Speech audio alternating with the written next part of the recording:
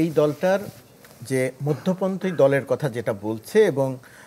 ভারতীয় গণমাধ্যম বিশেষ করে পশ্চিমবঙ্গের গণমাধ্যম যে জিনিসগুলো প্রচার করছে এটাকে একটা ইসলামিস্ট মৌলবাদী দলের একটা পরিচিতি দেওয়ার একটা চেষ্টা চলছে যে শিবিরের লোকজন জামাতের লোকজন এই দলটা তৈরি করছে এরকম একটা পরিচিতি দেওয়ার চেষ্টা করছে এবং তুষার যে কথাটা বলল যে এর মধ্যে বাম রাজনৈতিক দলের নেতাকর্মীরা আছেন শিবিরের নেতাকর্মীরা আছেন উনি অস্বীকার করছেন। এখন এখানে যেটা লক্ষণীয় ব্যাপার হবে মানুষ যেটা বোঝার চেষ্টা করবে এই বিগত সময়টাতে বিশেষ করে এই গণঅভ্যুত্থানের পরে যেভাবে জানা গেল যে ছাত্রলীগের ভেতরে শিবির লুকিয়েছিল বিভিন্ন জায়গাতে তারা লুকিয়ে থেকে তাদের অস্তিত্ব টিকিয়ে রেখে রাজনীতি করেছে ছাত্রলীগের পরিচয়ে। মানুষ যেটা দেখতে চাইবে বা বুঝতে চাইবে যে এখন যারা প্রাক্তন শিবির তাদের যারা এই নতুন রাজনৈতিক দলটিতে এসে যোগ দিচ্ছে তারা কি এই জায়গাটিতে লুকিয়ে থাকার কৌশল হিসেবে আসছে নাকি শিবিরের যে রাজনীতি সেই রাজনীতিটা বাদ দিয়ে তারা এই নতুন রাজনৈতিক দলের নতুন আদর্শ ধারণ করে আসছে এটা মানুষের ভেতরে জানার একটা আগ্রহ থাকবে এবং তাদের কার্যক্রম দিয়ে মানুষ এটা মূল্যায়ন করবে। এটা আমার ধারণা যে এটা একটা খুব গুরুত্বপূর্ণ বিষয় হবে এই নতুন রাজনৈতিক দলটির জন্য। কিংস পার্টির যে কথাটি বলা হয়েছে আমি ঠিক কিংস পার্টি বলতে যে ধরনের পার্টি অতীতে বাংলাদেশে হয়েছে আর এখন যেটা হয়েছে ওইটার সঙ্গে হুবহু ওইভাবে মেলাবো না, কারণ বাংলাদেশে এই রকম গণ অভ্যুত্থানের মধ্য দিয়ে একটা সরকার গঠিত হয় নাই এর আগে কখনো এইভাবে। তো যেহেতু একটা গণ অভ্যুত্থানের মধ্য দিয়ে সরকার গঠিত হয়েছে শিক্ষার্থীরাই দলটা গঠন করেছে তারা নিজেদের কয়েকজন দলে যোগ দিয়েছে এখন তাদের থেকে একজন বের হয়ে এসে দলের নেতৃত্ব নিচ্ছে যে দুইজন থাকছে সেই দুইজন কোন সময়ে বের হয়ে আসবে কি আসবে না এটা নিয়ে বিরোধী দল বা বিএনপির অবস্থান কি হয় তাদের অবস্থান কি হয় সামনের সময়টিতে বুঝতে হবে। আমি এই দলটিকে ওইভাবে কিংস পার্টি আনিস ভাইও বলেন নাই, আনিস ভাই যেটা বলেছেন আমি তার সাথে একমত, কিন্তু আমি ওইভাবে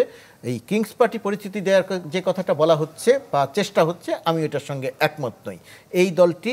অত্যন্ত ত্যাগ স্বীকার করে এই নেতারা অত্যন্ত ত্যাগ স্বীকার করে যোগ্যতা দক্ষতা সক্ষমতার পরিচয় দিয়ে আজকের এই জায়গাতে এসেছে। হঠাৎ করে কোনো গোয়েন্দা সংস্থা তাদেরকে এনে এই জায়গাতে বসায় নাই যে এদেরকে আমি কিংস পার্টির লিডার বলে দিব, বলা যাবে না, এটা বলা উচিত নয় আমাদের। এটা সমালোচনা অবশ্যই তারা হবে, তারা যখন রাজনৈতিক দল নিয়ে মাঠে আসবে আমরা তাদের প্রতিটি কার্যক্রম দেখব, পুঙ্খানুপুঙ্খ আলোচনা হবে, সমালোচনা হবে, কিন্তু যৌক্তিক সমালোচনা হওয়াটা উচিত বলে আমি মনে করি। আর যে জায়গাটিতে এদের খুব গুরুত্ব দিয়ে মানুষের মাঝে স্থান করতে হবে সেটি হচ্ছে 1971 সাল মুক্তিযুদ্ধ, 2024 সাল এই গণ অভ্যুত্থান যেমন অত্যন্ত গুরুত্বপূর্ণ বাঙালির জীবনে বাংলাদেশের মানুষের জীবনে সবচেয়ে গুরুত্বপূর্ণ সময় 1971 মুক্তিযুদ্ধ। সেই 1971 বা মুক্তিযুদ্ধ নিয়ে কখনোই কোনো রকমের প্রশ্নবিদ্ধ অবস্থা যদি বাংলাদেশের কোনো রাজনৈতিক দলের ভেতরে তৈরি হয় তাহলে ব্যক্তিগতভাবে আমি মনে করি যে ওই রাজনৈতিক দলটি সাধারণ মানুষের কাছে গ্রহণযোগ্যতা বা সাধারণ মানুষের হৃদয়ে স্থান পাওয়া খুবই কঠিন। এবং আমি নিশ্চিত করে জানি যে এই রাজনৈতিক দলটি যে নতুন রাজনৈতিক দলটি আসবে তারা যেহেতু 24-এ রক্ত দিয়েছে একটা ভয়াবহ রকমের ত্যাগ স্বীকার করেছে তাদের পক্ষে কোনো অবস্থাতেই 1971-এর যে বাঙালির গৌরব বাঙালির অর্জন বাঙালির আত্মত্যাগ রক্ত দেয়া সেটাকে কোনোভাবেই তারা এই জায়গাটিতে প্রশ্নবিদ্ধ করবে না। এই কথাটা তাহলে বলছি কেন? বলছি হচ্ছে যেহেতু এদের মধ্যে অনেক রকমের রাজনৈতিক শক্তি এক জায়গাতে হচ্ছে, সুতরাং তারা যদি তাদের পূর্বের অবস্থান বাদ দিয়ে এখানে এসে থাকে তাহলে এক রকমের ব্যাপার, আর তারা যদি তাদের পূর্বের অবস্থান বাদ না দিয়ে কোনো রকম কোনো কৌশলের অংশ হিসেবে এই জায়গাতে এসে থাকে তাহলে বিষয়টি আরেক রকম, তাহলে তাদের সেই জায়গাটিতে প্রশ্নের মুখে পড়তে হতে পারে। এবং কোনো কারণে যদি এই জায়গাটা প্রশ্নের মুখে পড়ে তাহলে সেই সমস্ত রাজনৈতিক দলের আমার ধারণা যে একটু উঠে দাঁড়ানো বা স্থান পাওয়া মানুষের হৃদয়ে স্থান পাওয়া একটু কঠিন হয়।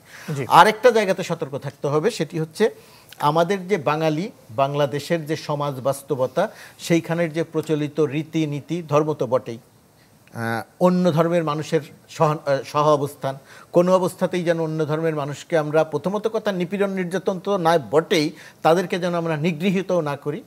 আর তৃতীয়ত যে জায়গাটিতে সবচেয়ে বেশি সতর্ক থাকতে হবে মানুষ বিরক্ত